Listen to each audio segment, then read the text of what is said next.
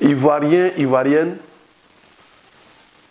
militantes et militants du PDCRDA, chers frères et sœurs, savez que j'avais reçu il y a de cela une semaine une convocation émanante de la gendarmerie de Cocody, convocation dans laquelle on me disait que M.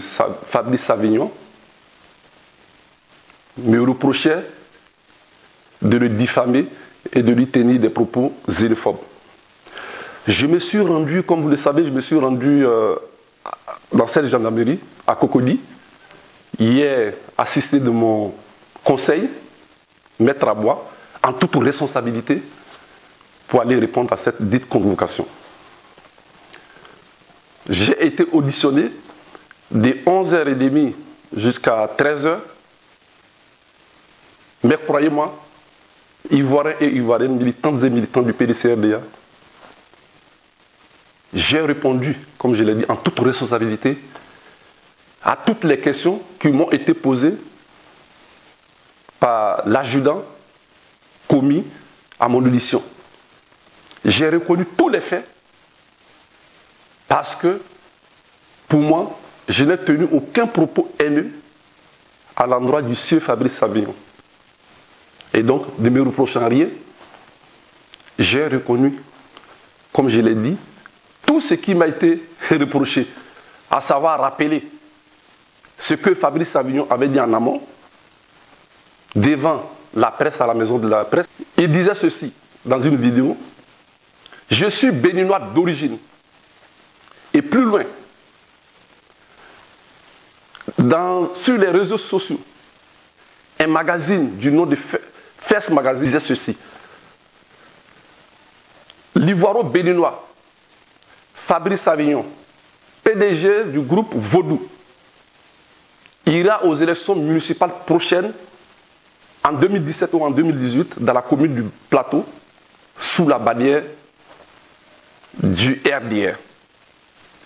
Alors, je suis étonné qu'on puisse m'accuser de propos xénophobes et de diffamation. La diffamation veut dire que, mesdames et messieurs, que ce que j'ai dit est faux. Or, en amont, comme je l'ai dit, Fabrice Savignon, dans une vidéo, disait devant les journalistes à la maison de la presse: je suis béninois d'origine. Et Fes Magazine aussi, sur les réseaux sociaux, dit l'Ivoiro-béninois. Pour autant, Fes Magazine n'a pas été inquiété. Votre modeste serviteur, qui rappelle, sans dénier la nationalité ivoirienne du sieur Fabrice Savignon, lui rappelant qu'il était béninois d'origine, est convoqué à la gendarmerie. Mais comme vous le savez, je l'ai dit, je suis parti et j'ai répondu, j'ai reconnu tous les faits, parce que pour moi, ça n'a rien de xénophobe et ça n'a rien de diffamatoire. Alors, mesdames et messieurs, une fois à la gendarmerie, beaucoup de questions ont été posées, entre autres. On me demande pourquoi je traite M. Fabrice Savignon de bandit. J'ai répondu pour dire à l'adjudant commis à l'audition, bien sûr, que les actes que M. Fabrice Savignon pose me font croire qu'il est bandit. Parce qu'on ne peut pas se promener dans une commune du Plateau, les élections n'étant pas ouvertes, nous ne sommes pas en pré-campagne, avec des loupards qui séquestrent des jeunes, qui bastonnent des jeunes. Au vu, au sus de tout le monde, il y a des témoignages, il y a des images illustratives à cet effet. Et donc, nous avons dit à l'adjudant commis à l'audition que ces actes nous font dire que ce monsieur fait du banditisme politique et non pas de la politique. Parce que je n'ai vu sur nos tropiques aucun responsable qui veut briguer un poste électoral, se balader avec des loupards et faire de la bastonnade. Et en tant que leader de jeunesse, nous sommes élevés contre cela et nous avons décrié et nous assumons. En plus, il y a quelques semaines de cela, M. Fabrice Savignon, accompagné avec ses affidés, ont pris des jeunes de la commune, les ont séquestrés. Mesdames et messieurs, dès 22 heures, ils se sont baladés et ils se sont retrouvés à la gendarmerie de Cocody où je fus auditionné hier, mardi 16, dès 22 heures, comme je l'ai dit, jusqu'à 6 heures du matin. Ils ont été séquestrés.